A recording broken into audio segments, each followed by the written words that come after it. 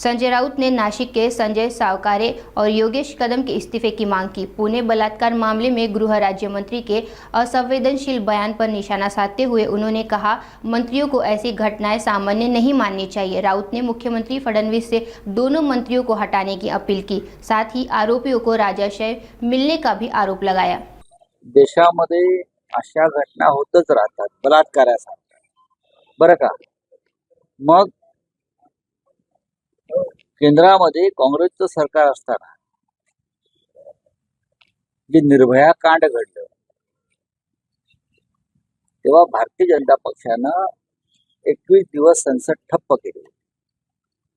आम्ही त्यात होतो। दिल्लीसह देशातल्या अनेक रस्त्यांवरती कार्यकर्ते उतरले। एका महिलेवर किंवा मुलींवर अत्याचार होणं अशा घटना यांना जर सामान्य वाटत असतील या भारतीय जनता पक्षाच्या लोकांना, तर यांना लोकांनी रस्त्यावर ठोकलं पाहिजे। काल राज्याचे गृहराज्यमंत्री असं म्हणत होते पत्रकार परिषदेत की लक्षात कसं आलं त्यामुळे बलात्कार फार शांतपणे सुरू होता। हे योगेश कदम गृहराज्यमंत्र्यांचे वक्तव्य आहे।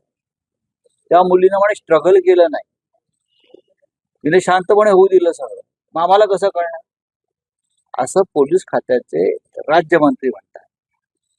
म्हणजे बलात्कारासारख्या किंवा महिलांवरील अत्याचारासंदर्भात या सरकारचे मंत्री किती असंवेदनशील आहे, किती बेफिकीर आहे। कोण म्हणतं अशा घटना होत असतात, मग बलात्काराला राजमान्यता द्या, सांगा मोदींना किंवा अमित शहाना। या देशामध्ये बलात्काराला आम्ही राजमान्यता आणि लोकमान्यता दिलेली आहे, अशा घटना होतच असतात।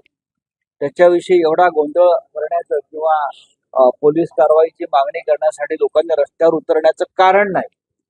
हे सरकारनं, राज्याच्या मुख्यमंत्र्यांनी सांगावं सर, आणि कॅबिनेटमध्ये त्याचा ठराव मंजूर करावा।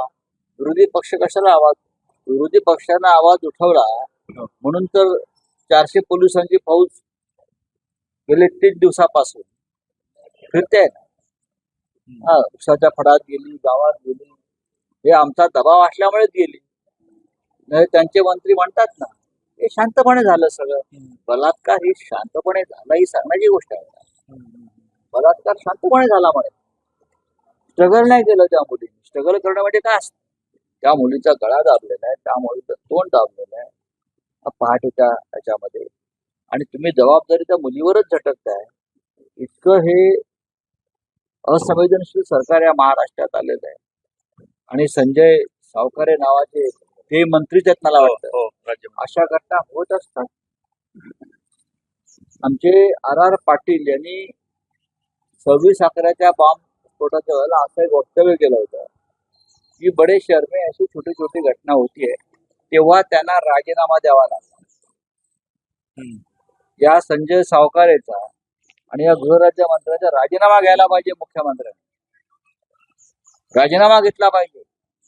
इतकं असंवेदनशील व्यक्ती जर तुमच्या कॅबिनेटमध्ये असतील तर देवेंद्र फडणवीस यांनी राजीनामा घेतला पाहिजे या लोकांचा, आणि दाखवलं पाहिजे समाजाला की मी खरोखर या बाबतीमध्ये कडक आणि कठोर आहे।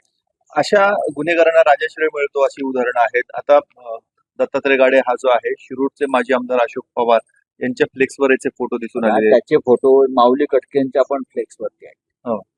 अजित पवार गटाचे आमदार आहेत। मी याच्यामध्ये राजाश्रय म्हणणार नाही, असे जे लोक असतात ते कुठेही घुसतात।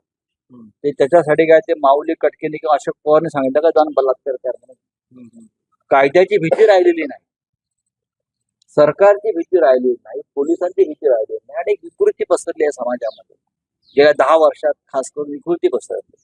ते विकृती पसरण्याचं कारण गेल्या 10 वर्षात झालं। कायद्याचा धाकच राहिलेला नाही असं ते मी म्हणतोय।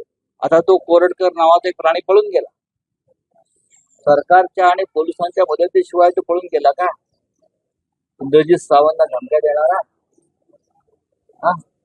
शिवाजी महाराजांची बदनामी करणारा, तो भारतीय जनता पक्षाने थेट कार्यकर्ता कोरटकर, त्याला पळवून लावलंय। आता कोणी म्हणतात तो मध्य प्रदेशमध्ये आहे, कोणी म्हणतात तो इंदूरला आहे, पण जिथे भाजपचं सरकार आहे तिकडे तो त्याला राजाश्रय मिळालेला आहे।